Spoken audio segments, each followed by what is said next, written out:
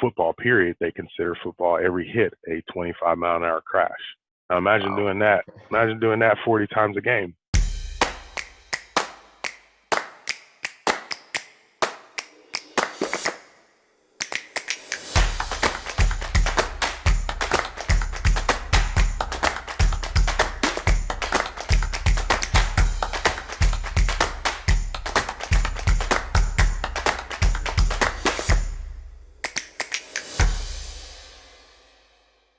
Yeah, so I'm originally from Los Angeles, California. I grew up in South Central LA. I was there until I was about middle school. Then after the LA riots, my father came and got me, and I moved out to the suburbs with him. Put me in better schools, better school districts, things like that, and got me involved in football a little bit more. So really started playing football hard. I had been a track athlete most of my life, but really gravitated to football, obviously because it was physical. But yeah, played a little bit of football out there. I played with the Junior All-American Walnut War Cowboys. Did very well out there, had fun. But saw after a while people were talking, and I knew I could earn some scholarships going to college by playing football and running track. So really got involved in that, and throughout high school had some great success. Went to a private school my sophomore through senior year called St. Paul, and out of there was able to win a couple of state championships in track and field and the 110 high hurdles. I was also a decathlete, but played some good football there with a lot of good friends and earned a scholarship to University of Southern California, the best school in the land. I'll let you keep that one. So tell us a little bit about your time playing football in Southern Cal. I mean, like, what was it like playing at that level? Yeah, so that's always everybody's first question. What's the difference at each level? And I tell everybody the main difference is how you prepare, and the speed of the game speeds up in your head more than on the field itself. How fast can you process information is really the difference between all the levels. Okay. So, yeah. Now, during your time there, I guess you guys, was that during the time of any of the national championships? Yeah, so I was there during the good times of Paul Hackett, or I'm sorry, the bad times of Paul Hackett and the good times of Pete Carroll. So our first two seasons, I think we went 6-7. We lost to Notre Dame both years, which was not fun. Um, my junior year, I did not play a redshirt that year, and then came back and played 2 years under Pete at defensive back. And my junior year, or my redshirt junior year, we won the Orange Bowl with Carson Palmer as our quarterback. And then my senior year, we won the share of the national title with LSU against Michigan. So Okay. I do have a share of one. So with working, I mean, and playing at that level, I mean, what was it like just as you were thinking about, hey, what were you going to do after college football? What were your thoughts or your plans then? What's interesting? By the time my senior year, I'd say I never had any aspirations to go play in the NFL. I had a great internship that was probably going to, pay me pretty well out of college, and I was a business major, and I had planned on just going to work. I had gotten an invite to the Indianapolis Combine, and that's when my life changed. I said, "Oh boy, I guess there are people looking at me to play this sport at the next level." So after the Indianapolis Combine, I started talking to more agents and more people and I realized I had a market in the NFL. So at that point, I decided it's a once in a lifetime opportunity. Why not? Let's try to go play. So that was a really cool experience. But once I got there, I realized it was not for me. Being a business major and having a business mind, I'm always thinking about, you know, le- first of all, longevity. Second, how can this opportunity progress and help me in further in my life? And what I saw with football after probably my second season, after I spent the season in Germany, I just felt that it was not going to be a long-term thing that I could do and make money. It just the history I could see with guys having to hang on until they're 29, 30 years old to get their first opportunity, it just didn't seem like it was a feasible position for me to stay in. What I noticed is I noticed my body was starting to deteriorate, and that was the big part. And, if to me, I always said if it was not fun for me anymore, it's no longer a sport, it's a job. And I can go make money doing something else and not beating my body up. And that was the Yeah. decision I made. I remember I was sitting in my apartment in Jacksonville, and this was in 2005. And I remember calling my dad, and I said, "Pop, um, would you be mad if I quit and came home?" I said, "I don't want to do this anymore." And I just remember him saying, "Nah, man, come home. You don't have to do that." That day I went into Jack Del Rio's office and said, "Hey, here's my playbook. I don't think I can do this anymore."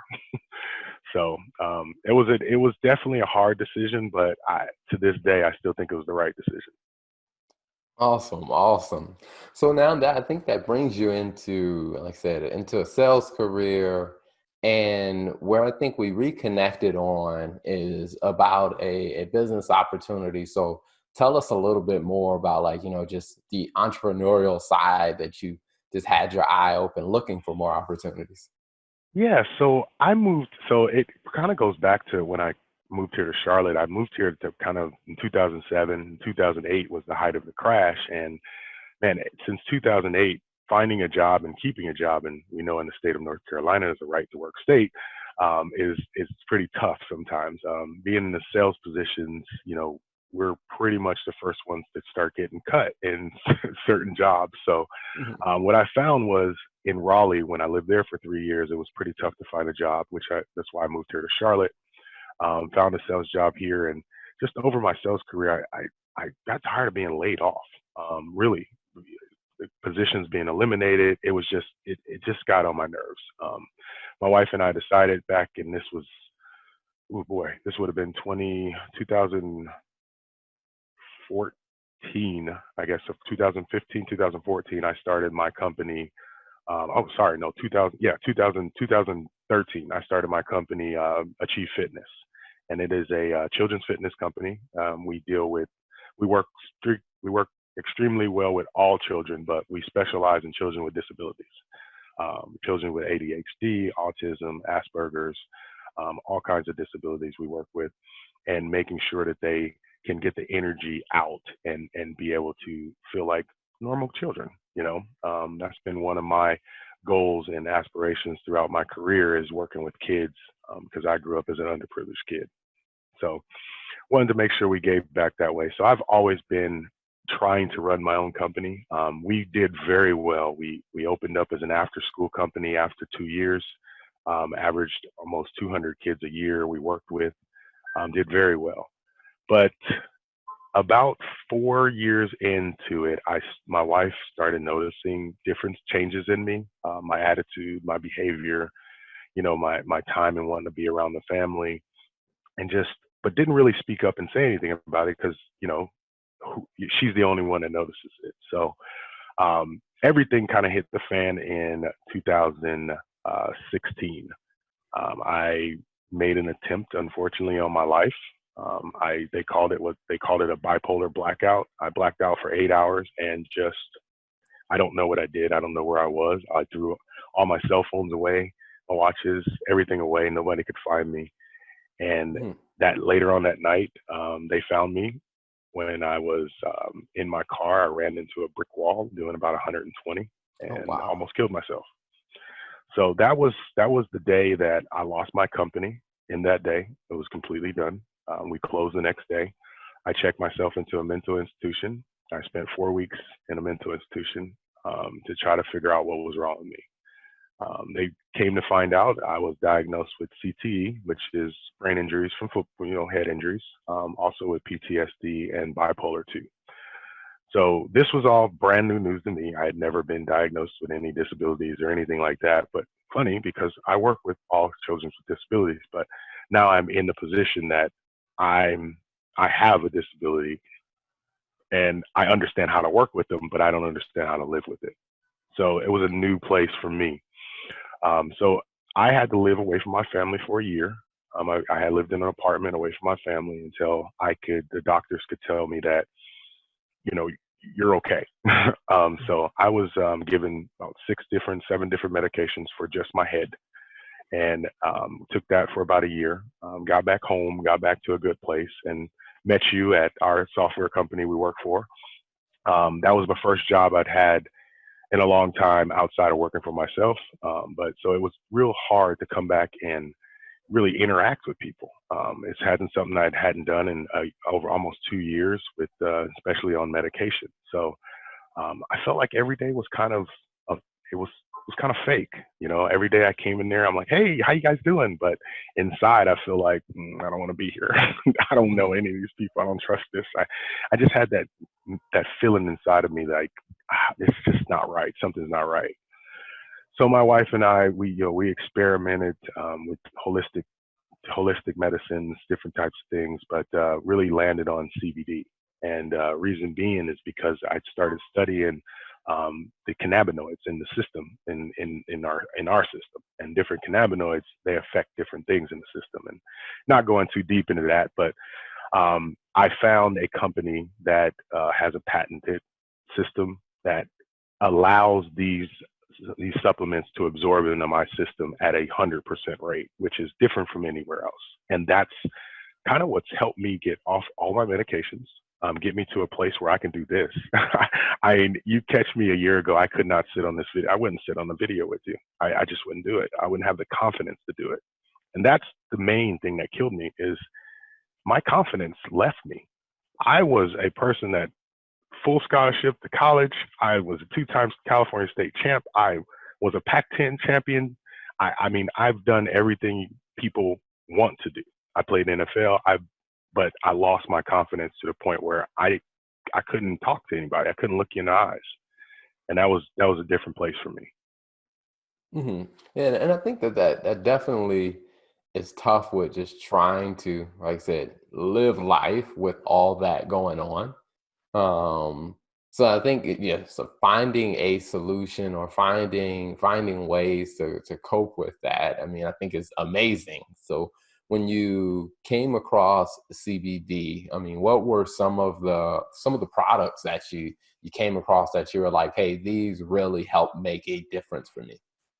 Yeah. So one thing that I developed from taking all the pharmaceutical medications the big thing was onset Crohn's. And I don't know if you know anything about Crohn's, but man, it is a painful situation in your belly. Hmm. Um, that was one of the biggest things for me, and dealing with that and my head at the same time, you're kind of in plex, but because if you stop taking the medication, you slip back into this place where you don't want to be. So one of the other big products that the company I'm partnered with has is a product that pulls all the swelling out of the body. It's just a squirt that goes right in your mouth, and it has curcumin in it, which is been a drug that's known by a natural product that's known by all to go into your system, and it pulls swelling out. But naturally, the body will only absorb it at a 1% rate, just because it's such a dense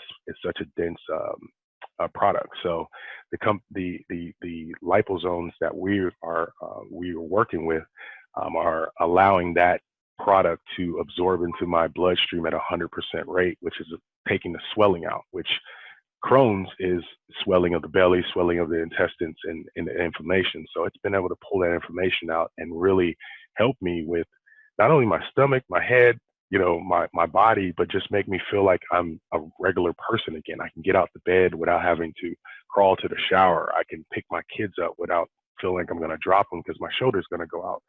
It's just a lot of things that have changed because of simple products that have been around forever, but because they can be absorbed in my system with the same system, or the delivery system that's been around since the 60s, but now it's in the supplement space. It's an insane product, and it works tremendously well. The neural product was another product that helped me, and that's what really helped me with all my medications. It's been shown to go in and actually regrow brain cells, the neural pathways. I had 2 confirmed bruises on my brain. two black spots on the left side of my head. Um, and they told me it was nothing I was going to do about it. I had migraines almost every week. I Wow. had headaches every day. It's been a month. I haven't had a headache. I haven't had a migraine at all. And I haven't been able to go back and be retested yet, but I can assure you that they probably won't find any more bruises on my brain. Awesome. Awesome. And I think that that's a very, very essential part of, like I said, being able to just live a life that you enjoy, is being able to get to a place where, like I said, you can function without the internal pain, without, and that's the challenge, because not a lot of people can see the internal pain that people go through. Well, So not a lot of people even know that people like not even sometimes the people that are going through the pain don't know they're going through it. And that was my case. I didn't know. I just thought it was a part of me because it's been such a feeling. I mean, you step between those lines to play football. You have to be somewhat out of your mind Mhm. because to take your body and throw it into somebody three times the size of you, I used to enjoy it. I don't know why, but I used to enjoy it. And now you look and it's like, wow, why? So I tell people all the time why I share my story is because if you know somebody that is struggling and you think they're struggling, don't wait. Don't think that you're doing that person an injustice by tattling on them. You're doing them a justice by saving their life. So with these products, how can people get in touch with you if they're interested in finding out more about the products or getting the products for themselves? Absolutely. Yeah. You can reach me anytime. My cell phone is available anytime. I have it listed on my LinkedIn page. I also have it listed on my Facebook page. And I mean, I can say it on the field here. My email is also listed on my LinkedIn page, my Facebook page, but I am accessible through Facebook, LinkedIn, WhatsApp. I have you can contact me through anything. But you're anybody struggling with anything, I'm here to talk. I talk to a lot of former football players that don't what what what people don't understand is when head injuries, it's not a matter of our heads just hurting or anything like that. What it does, we lose trust. We lose trust for people. We don't trust anybody. We don't trust anything. Everybody's out to get us. It's just it's a feeling that you shouldn't have, but it is there, and I try to help a lot of guys get over that feeling by using these supplements. Now, have you seen that people find themselves in that place when they have, head injuries from football, or have you seen it occur in many other sports or many other types of Yeah, athletes as well?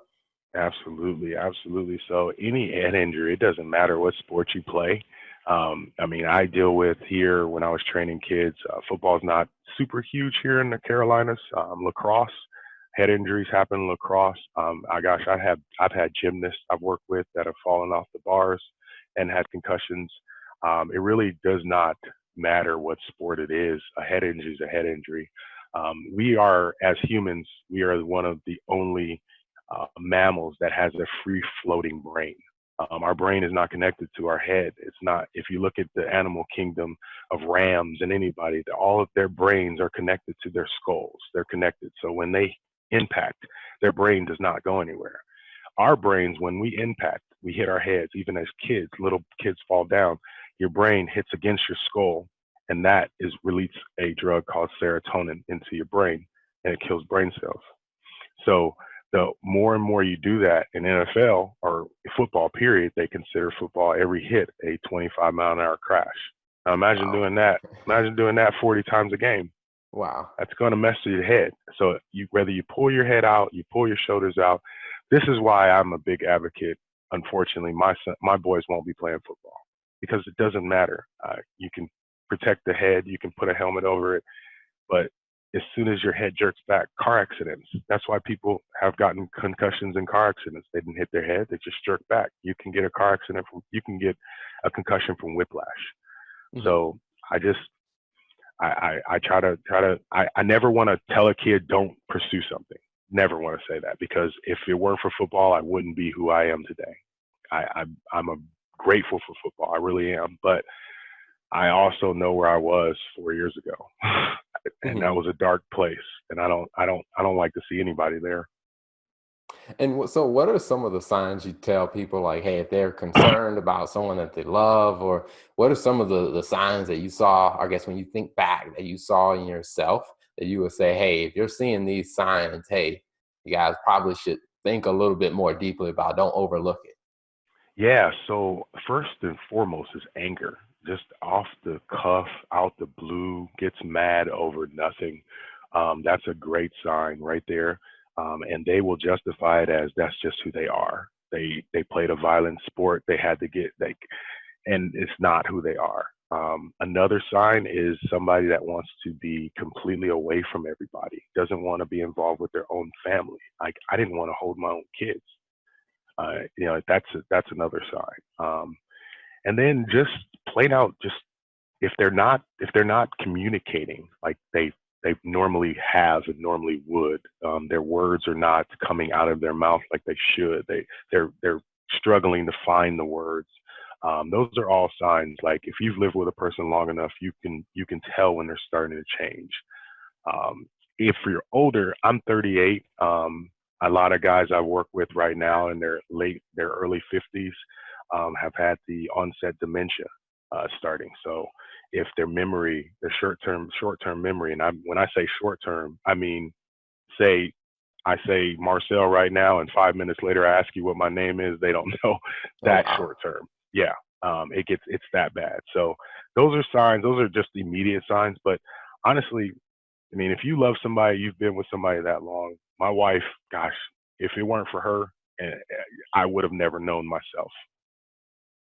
Okay. Well, I think that's all great information. So yeah, definitely thank you for being on the show to Yeah, share thank and you. talk about that. And also, I mean, also best of luck with your business. Thank you. Definitely hope any of the listeners out there that may be concerned about, themselves or someone they love. I mean, definitely reach out to Marcel. I think a wealth of knowledge to really help people live a life that they can actually enjoy living. Absolutely, yes. And if any parents out there are struggling and with their children with school, I have an 8-year-old that we had to take out of school for a year to homeschool because he's 3 levels ahead of where he should be in school, but his anxiety was so high he couldn't look in his teacher's eyes without crying. If it weren't for the neural and the CBD, he wouldn't be the same now. He's going back to school next year. So, if any parents out there are struggling, that is the one reason I got into this was to help myself and any parent out there struggling with children that schools can't they deem as can't handle. Awesome, awesome. Again, everybody, if you're listening and like I said, you want to reach out, or share this information, and we'll share a one pager where people can find you and how they can get in touch with you.